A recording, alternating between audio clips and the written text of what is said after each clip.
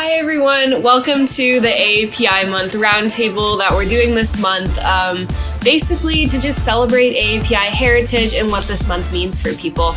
I'm here with Ritz, Justin, and Marvin, and today we're going to spend a little bit of time talking about what AAPI identity means to us, what sort of cultural upbringings that we have ourselves, and just how we've experienced all that in light of being in this country and just being a Christian. So I'm really excited to introduce everyone and to have this conversation with you all, and hopefully everyone can learn a little something for themselves.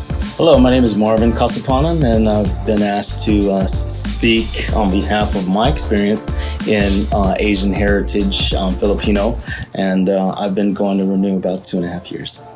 Hello, my name is Justin, and I'm also helping speak at this roundtable, and I am half Chinese and half Taiwanese, and my grandparents immigrated from China and Taiwan, so glad to be here. Namaste, my name is Ritvika Ghoshal. I'm also known as Ritz here at Renew. And I've been going to Renew for 8 years, and I'm South Asian, basically from India. And I'm also a first-generation immigrant. I moved to this country when I was 16 years old, so I'm excited to share my experience with you all. Once again, my name is Alyssa. I'm representing Renew's DEI committee, and I'm also half Chinese, a quarter Persian, and a quarter white. So my mixed experience has been very interesting in light of AAPI month, and I'm really excited to share that with you all as well. My first question I want to direct towards Marvin. So what are you most proud of regarding being part of the AAPI community? I'm very proud to be part of the AAPI community, but the most proud that I'm proud to be in a culture where you feel included, regardless of what kind of Asian background you have. I always feel like I have a connection with the Asian community, whether it be a Pacific Islander, whether it be someone from India, whether it be someone from the Philippines like me. And just that inclusion. And also I have to mention, since I'm a foodie, definitely have to mention the cuisine. I'm so proud of the different varieties of cuisine, not only from my own home country, the Philippines, which exists of thousands of islands in the archipelago, and all the different spices, all the different regions, and all the different flavors you get, but also just everything from the Pacific Rim to India to Iran, all the areas in Asia. So I'm very proud of the inclusive culture and also just the cuisine. Awesome. Thank you. You're welcome. Also, I wanted to direct the same question towards Justin. What are you most proud of when you think about being a part of the AAPI community? Yeah, for sure. There's a lot to be proud of. I think it first starts with my family. I'm just really proud of just like how much work has gone into kind of getting my family to where they are today. Just thinking about all like the hard like work ethic they've instilled in me, and that's also shown through me. And I think a big part of being Asian for me has been like that familial love that has been shown to me, both from directly from my family and also just from everyone that I've talked to. I think going back to what Marvin was saying, that idea of like inclusivity has been huge, and it's just been so fun also learning about all the different intricacies of different cultures within this AAPI grouping, and also you have to go back to the food as well. It's always really amazing just learning about the different Asian cuisines and also just experiencing the different flavors. So that's what I'm proud of.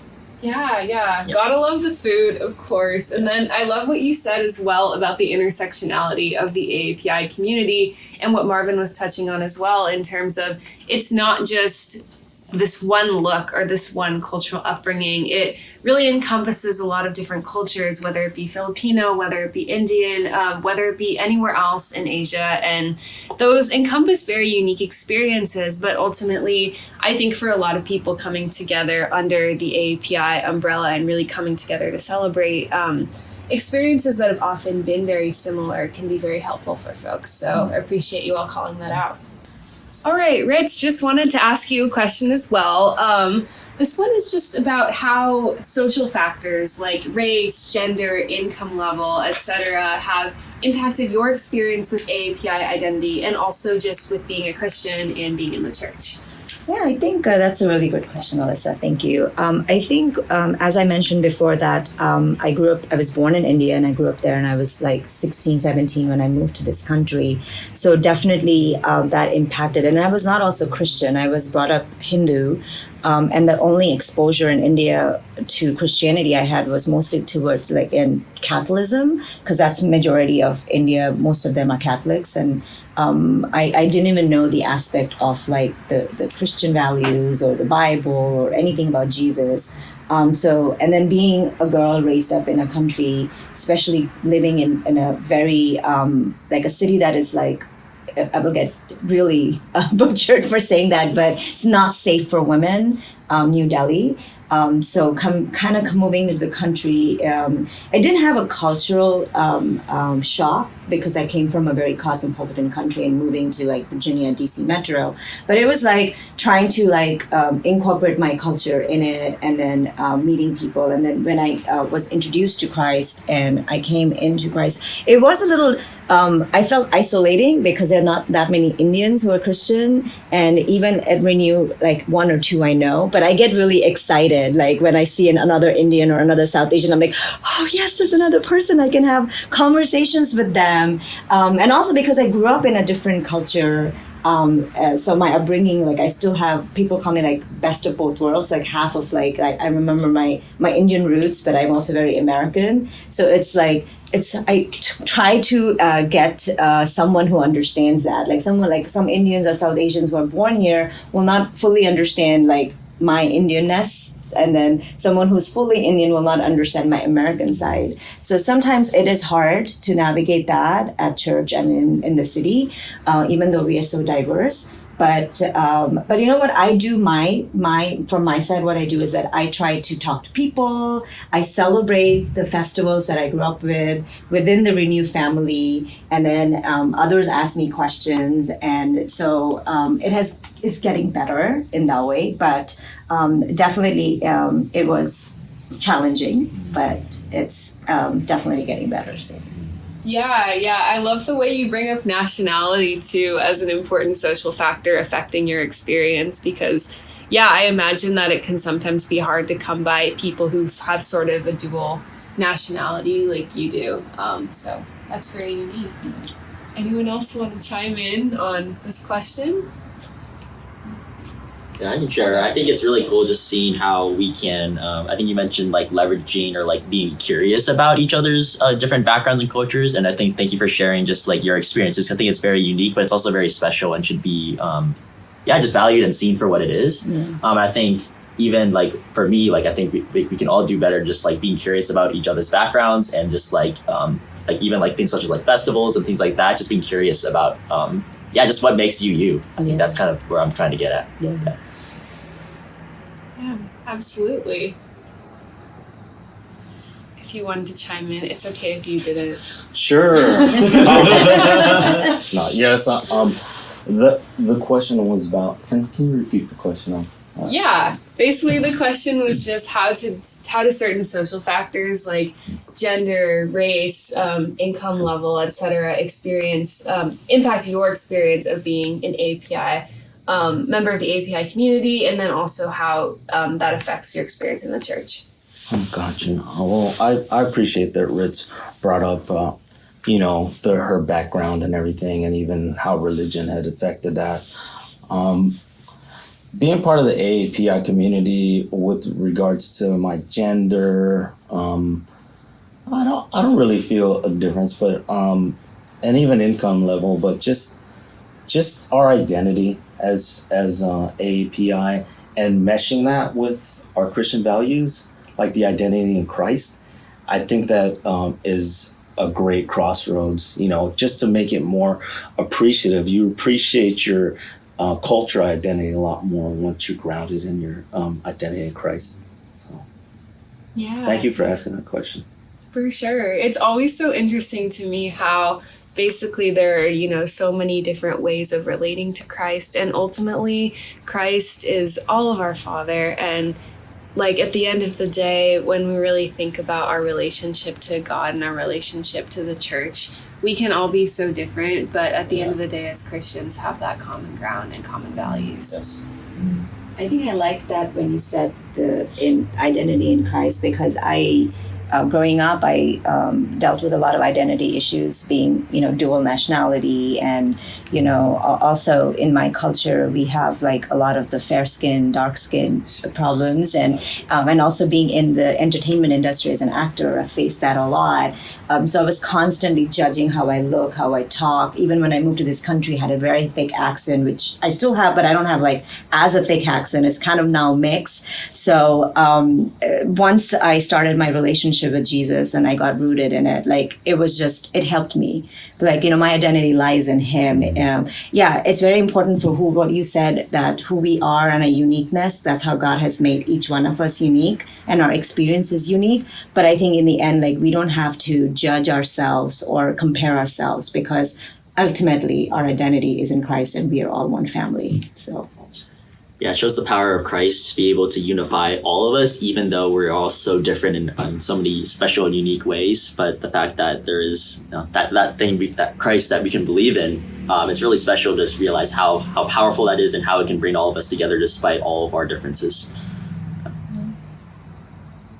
Yeah, that's amazing, y'all. It was really good. Any other questions? Yeah. 2 more questions. Okay. Right. No, I'm up. Yeah. Go Justin. This is? Go Justin. This was like, Feels so accusatory. this is like if you were stigmatized. Oh yeah. Oh. Maybe I'll just like direct the question to the Just so group you and know, then we're Justin already at comes 17 minutes. Oh yeah. Okay. Okay. I have an answer for this one. I can keep it short. in. Okay, because I don't want to like, Justin, have you ever felt judged or stigmatized? Yeah, you can He's speak just up. like, Like, oh. you just direct the question. Just say and the then- question, I'll answer it. And then he'll answer it. Yeah, Just say yeah, the that's question, fine. he'll answer it. Just throw it out there. Okay. He can represent us. Yeah. Also, just wanted to ask the group as well, have any of you ever felt judged or stigmatized for being Asian? Yeah, I can answer that. I think it's a little bit deep. I have to go a little bit deeper. I think growing up as a 3rd generation American, growing up in a predominantly white area, I didn't really kind of notice these things. I think it was a little bit hard for me to distinguish kind of how people were viewing each other. But as I've gotten older, I've grown to realize that there's some like preconceived notions, or you call them stereotypes, or ways of seeing things that you realize kind of are embedded in our culture. And I think even for me, it's a way for us to basically short circuit and to just like kind of make quick judgments on people. But I think what I've realized is that I think we're cutting people so short by doing this. So I think for me, it's also just like, can I be more like not assuming about people's cultures? Can I be curious to learn more about them without like putting these preconceived notions on people? I think that there's so much power in being able to see people for who they are, not necessarily like what the culture, what the world is saying that they are. So in short, while I believe that say growing up, I didn't necessarily feel stigmatized, I realized that there were maybe certain ways that people were seeing me that kind of maybe I was kind of blind to. But as I've gotten older and kind of been just being able to talk with people, I've realized that there's a lot of intricacies behind that. And I think there is a lot that we can definitely do to kind of work on that as the world. Yeah, thanks for sharing. That's really, I think, great insight on the way that we experience microaggressions in Asian identity. I know even as a mixed person, that's something I've experienced. I don't know about the rest of you, but I think it's definitely very difficult to identify these things, and ultimately important to engage in that idea of a mindset shift to see people who they really are. And ultimately, when we're Christians, that encompasses identity in Christ as well. Yeah. I hate that question, where are you from? No, exactly, where are you from? Yeah. I hate it. Yeah. I think we all get asked that. I'm like, what do you mean? He's like, well, how did you come? I always get, how did you come to this country? I was The boat. I swam. I was like, oh, your English is so good. I'm like, no, I learned it since I was a kid. Yeah, there are those stereotypical questions. I think, I know that people are curious, but I think if as an AAPI community, see if we can kind of lead them into saying the right appropriate terms. Because yeah, I want people to ask me about my culture, my heritage. You know, I mean, I have come from a different country, but there are people who are born and brought up here who get these questions. So there have to be a way to ask those without sounding like that microaggression, or you know, having that kind of a racist mentality towards you know, our community, to better word them, and not be ignorant about it. So those questions need to be changed.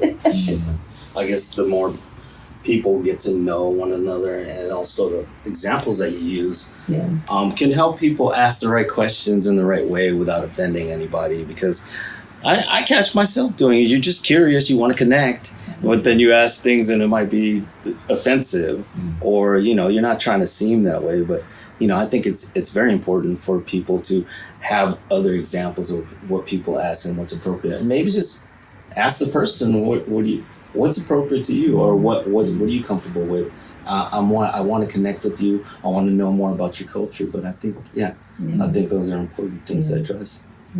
I think that this conversation also often begs, when we're talking about microaggressions, the difference between like intention and impact as well. On the one hand, I think it's super important to consider like the impact of your words on other people, and the impact that some of these questions can potentially have when you're asking someone like, where are you from, or something like that. But then I think also measuring like the intention as well. I think like sometimes people are genuinely curious, and I think it's important to engage in conversations and really like let people learn and things like that. And of course, there's an amount of education that like you can do on your own. Like the internet is free, but at the same time, like I think I would not be where I am today in terms of where I'm at.